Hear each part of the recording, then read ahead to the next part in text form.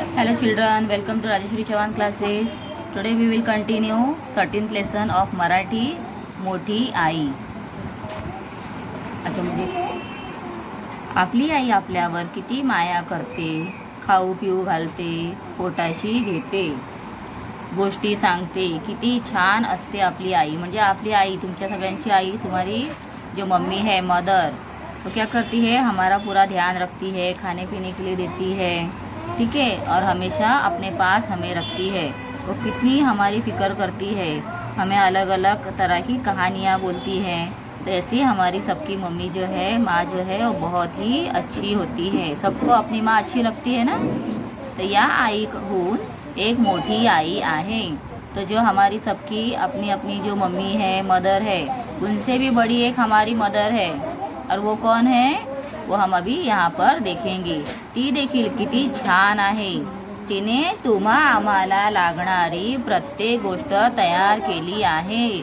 मतलब जो हमें हर चीज़ जीने के लिए जो हर चीज़ लगती है, खाने पीने के लिए चीज़ें लगती हैं, ये सब हमें कौन देता है. तो ये जो हमारी मोठी आई है वो ही देती है.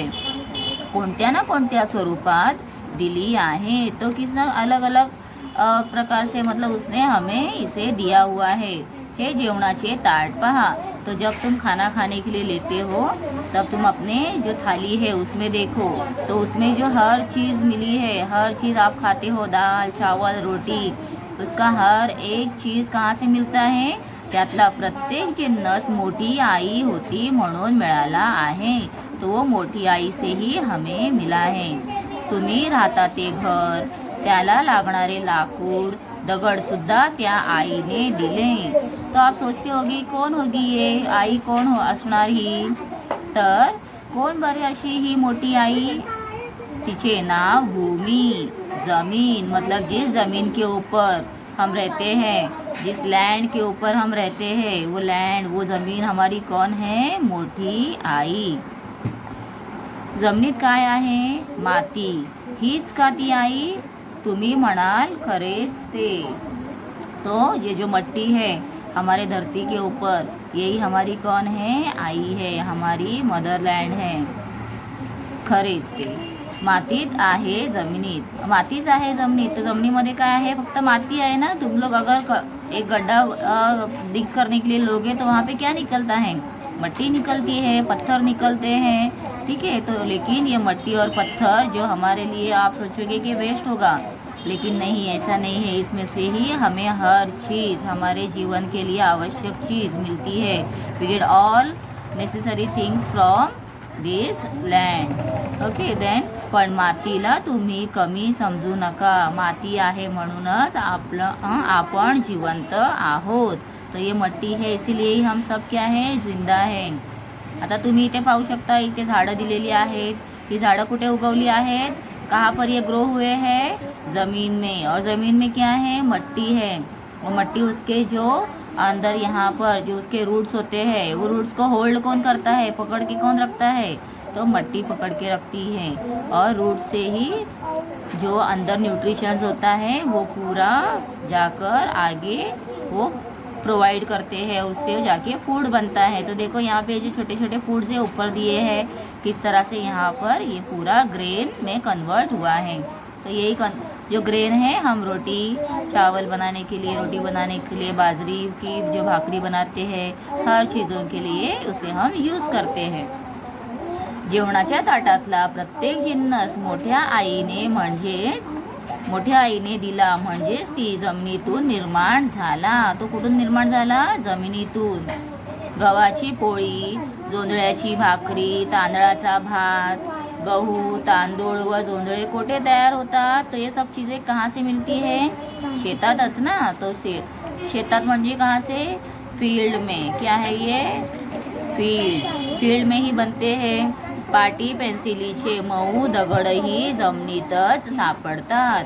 तो जो आप लिखने के लिए स्लेट पेंसिल यूज़ करते हैं छोटे बच्चे जूनियर सीनियर में, तो वो भी कहाँ से मिलते हैं, वो जो पत्थर से मिलते हैं, वो पत्थर कहाँ से मिलते हैं, ज़मीन से ही मिलते हैं. चहाची साखर घ्या. ती उसापासून करतात। तो जो शक्कर से हम चाय बनाते हैं या कोई भी मीठी चीज़ बनाते हैं तो शक्कर कैसे बनती है? वो बनती है ऊस। ऊस मतलब क्या होता है? ऊस मतलब है गन्ना, जिसे हिंदी में हम गन्ना कहते हैं और इंग्लिश में कहेंगे शुगर केन। इससे ही वो बनता है। तो ये कहाँ उगता है, कहाँ पर ये बनता है, ग्रो होता है? ये भी ज़मीन में ही होता है। रॉकेल कुठे सापडतो? अभी आज के ज़माने में तो हम देखते हैं सबके घर में गैस होते हैं, सिलेंडर होते हैं, ठीक है। लेकिन पहले क्या था, सबके घर में स्टोव होते थे। तो स्टोव में जो घासलेट भरा जाता है जिसे मराठी में रॉकेल कहते हैं, वो रॉकेल कहाँ पे मिलता है? तो वो भी ज़मीन के अंदर, बहुत अंदर तक जब उसे डीप करते हैं, उसमें गड्ढा निकालते हैं तो उसमें अंदर से ही मिलता है। उसे कहते हैं खान, मराठी में कहते हैं खान और इंग्लिश में हम कहेंगे उसे माइन। तो माइन से मिलता है। केळी, कवठे, पेरू, आंबे, नारळ, द्राक्षे, फणस इत्यादी तुम्हाला आवडणारी फळे जमिनीमुळे सापडतात। जमीन नसती तर यातला एकही जिन्नस मिळाला नसता। मतलब ये जो हम यहाँ पे यूज़ करते हैं जो चीज़ें, उसे जिन्नस कहते हैं, ठीक है। तो वो हमें नहीं मिलते थे। साऱ्या भाज्या, जगातील सारी फळे, पूरे दुनिया में जितनी चीज़ें मिलती है खाने पीने के लिए, वो सब कहाँ से आती है? वो ज़मीन से ही आती है। औषधांची सगळी झाडे जमिनीतूनच जीव धरून वाढतात। तो कोई भी प्लांट को बड़ा होने के लिए सबसे इम्पोर्टेंट क्या है? ज़मीन। और जब वो ज़मीन के अंदर जाएगा तब जाके फिर उसको पानी डालो या सनलाइट मिलेगी, उससे वो ग्रो होगा अच्छे से। तो फर्स्ट थिंग क्या चाहिए? सबसे इम्पॉर्टंट ज़मीन। आहे ना आपली मोठी आई?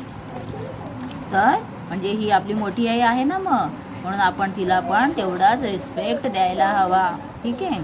तुम्ही वापरता ते कपडे पहा, ते सुताचे आणि रेशमाचे आहेत। सूत कशाचे बनते? तो अगर कॉटन का कपड़ा आपने पहना है तो देखो वो कॉटन कहाँ से आता है? कापसाचे, मतलब कॉटन से आता है। ये कॉटन प्लांट है और ये कॉटन के जो ये बर्ड्स है इसे निकाल कर, इसे वॉर्म कहते हैं, वो निकाल कर भी उससे ही कॉटन का कपड़ा बनाया जाता है। कापूस कोठून मिळतो? कपाशीच्या झाडापासून।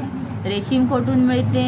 रेशमाचे किडे असतात, सुतीच्या झाडावर ते जगतात। ही कापसाची व तुतीची झाडे जमिनीतच वाढतात। तो ये एक टाइप का झाड़ है, उसके पत्तों के ऊपर रेशम का कीड़ा रहता है और बहुत सारा पत्ता खाने के बाद वो बहुत मोटा हो जाता है और वो क्या करता है, फिर अपने अंदर से एक स्टिकी सब्सटेंस जो है उसे रिलीज़ करता है। इस तरह से धागेदार वो निकलता है और वो उसे अपने अराउंड पूरा इस तरह से पूरा राउंड करके ले लेता है। और उसके बाद जो लोग ये सिल्क जो होता है, सिल्क जो प्रोड्यूस करते हैं फैक्ट्रीज़ में, वो लोग क्या करते हैं, ये जो धागा है इसे सिंगल करके निकालते हैं और उसको फिर एक रील के अंदर जाके वो भरते हैं। और भरने के बाद उससे वो थ्रेड से रेशम के कपड़े बनाए जाते हैं, जिसे हम सिल्क के कपड़े कहते हैं, ठीक है। तर जमीनच प्रत्येक जिन्नस निर्माण करते हैं, तुम्हाला यावरून कळून येईल। तो इससे हमें क्या पता चल गया है कि हर एक चीज़ आप अपने घर पे आजू बाजू में जितनी चीज़ें देखोगे सब चीज़ें कहाँ से बनी हैं? बनी है वो धरती से, ज़मीन से ही निकल के बनी हुई है। चांदी, रुपे, पित्तळ, तांबे या सगळ्यांच्या खाणी मोठ्या आईच्या पोटात सापडतात। पित्तळ, तांबे, कथील नसते तर आपण भांडी कशाची केली असती?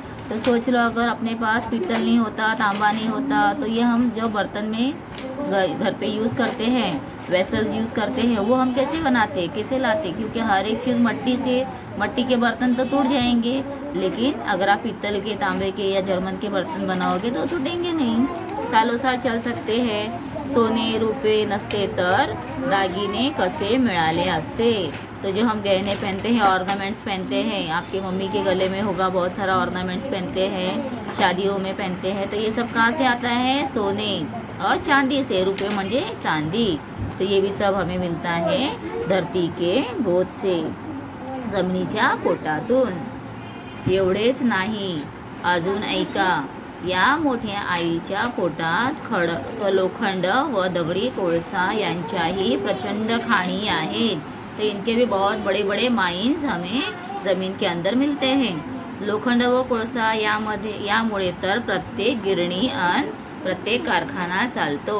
जो बड़े बड़े कारखाने होते हैं, फैक्ट्रीज होते हैं, और ये कैसे चलते हैं, तो उसके अंदर उसमें एनर्जी प्रोड्यूस करने के लिए कोयले की ज़रूरत होती है, और बड़े बड़े मशीन बनाने के लिए लोखंड चाहिए, मतलब आयरन चाहिए।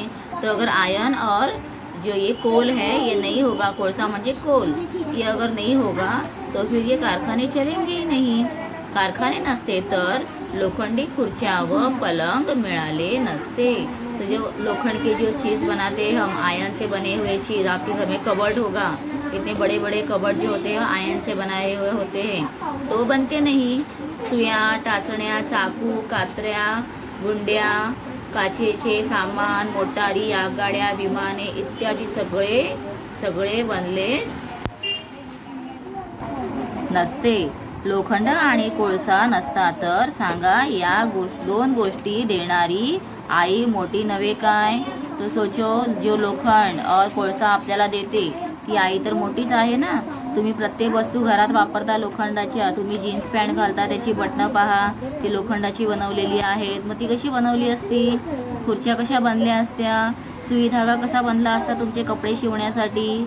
या सगळ्या गोष्टी आपल्याला कोण देतं, तर मोठी आईपासूनच मिळतात। आता घराबद्दल पाहाल तर तेच उत्तर द्यावे लागेल। तुमचे घर कशाचे बनले आहे, दगड, माती, विटा, चुना आणि लाकूड यांचे।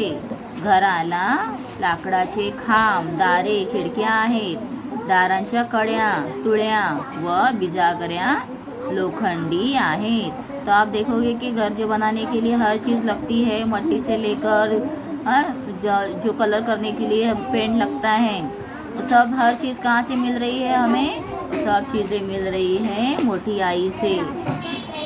यातील दगड माती जमिनीतून आणली गेली। विटा कशाच्या आहेत, लाल मातीच्या। लाल माती कुठून मिळाली, आणली जमिनीतून। चुना कुठे मिळतो, जमिनीत। चुनखडीचे खडक असतात। खडक मतलब क्या है, ऐसे बड़े बड़े पत्थर रहते हैं, ठीक है, उसे चुनखड़ी कहते हैं, और चुनखड़ी जो होती है उसी से फिर कलर बनाया जाता है। चुना या चुनखडी पासून तयार करतात। लाकूड कुठून आणले, मोठमोठ्या रानातील वाळलेली प्रचंड झाडे तोडून हे आणले। तो जो लकड़ियाँ होती है, दरवाजे हमारे घर के होते हैं, वो लकड़ी कहाँ से आती है, तो जंगलों में अगर आप देखोगे बहुत बड़े बड़े वहाँ पर पेड़ होते हैं, तो पेड़ों को काट कर मशीन से उसे सीधा सीधा कटिंग किया जाता है, और कटिंग मशीन से फिर उसे जैसा शेप चाहिए वैसा शेप भी दिया जाता है। त्यानंतर दाराला लोखंडाच्या बिजागऱ्या, कड्या, कुलपे, खिळे बनवले आहेत। हे लोखंड ही भूमातेच्या पोटातच सापडते। तो ये भी सब कहाँ मिलता है, जमीन से। तुम्ही कोणतीही गोष्ट घ्या, जमिनीमुळे ती मिळालेली आहे, हे तुम्हाला आता लक्षात आलेच असेल। तुम्ही दूध, दही, तूप खाता, गाई म्हशींपासून हे आपण मिळवतो, पण या गाई म्हशी जगतात कशावर, गवत व कडबा यांवर। हे कोण त्यांना देते, आपली मोठी आई। मग जगात जी जी सुंदर गोष्ट दिसते ती अशा प्रकारे मोठ्या आईपासून उत्पन्न झालेली आहे, जगलेली आहे व वाढलेली आहे। ती तुम्हाला अन्न, वस्त्र देते, दागिने देते, घरदार देते, धनधान्य देते, भांडी कुंडी देते, चहा, साखर, पाटी पेन्सिल देते, सगळे देते। त्या मोठ्या आईचे केवढे उपकार मानले पाहिजे, तो हमें जो मोठी आई है उसे बहुत बिग थँक्स करना चाहिए। आणि मग अशी जी जमीन किंवा धरणी माता, तिचे छोटेसे रूप म्हणजे आपली मातृभूमी। तो ये जो बड़ा हमारा वर्ल्ड है, इसमें हमारी जो कंट्री है, वो कंट्री हमारी कौन है, हमारा देश हमारा क्या है, मातृभूमि। तो उस मातृभूमि का हमें हमेशा उपकार हमारे ऊपर रहना चाहिए। त्या भूमीतले अन्न खाऊनच आपण मोठे झालो, शहाणे झालो. माणसांना प्रत्येक गोष्ट दिली ती या भूमीनेच. त्या मायभूमीबद्दल आपण मनात नेहमी प्रेम भाव बाळगावयास नको का? यस, हमें हमेशा अपनी मातृभूमी के लिए प्रेम रखना चाहिए. आपली मोठी आई म्हणजेच आपली मायभूमी. तो अपना भारत देश अपनी मायभूमी है, तो उसका हमें हमेशा उपकार मानना चाहिए, क्योंकि उसी से हमें हर चीज़ मिल रही है. ठीक है, we must respect our country. कोणी लिहिली आहे हा लेसन? कोणी लिहिलेला आहे? मालतीबाई दांडेकर. तर मालतीबाई दांडेकर यांनी आपल्याला खूप छान प्रकारे एक्सप्लेन केलेलं आहे की आपली जी आई आहे त्यापेक्षा मोठी आई आपली जमीन आहे आणि आपण तिचे नेहमी उपकार मानायला हवेत. ठीक आहे मुलांनो, तुम्हाला कसा वाटला एक्सप्लेनेशन मला कमेंट करून नक्की सांगा. आणि माझ्या चॅनलला जर तुम्ही लाईक केलं नसेल तर लाईक करा, सबस्क्राईब केलं नसेल तर सबस्क्राईब करा. थँक्यू.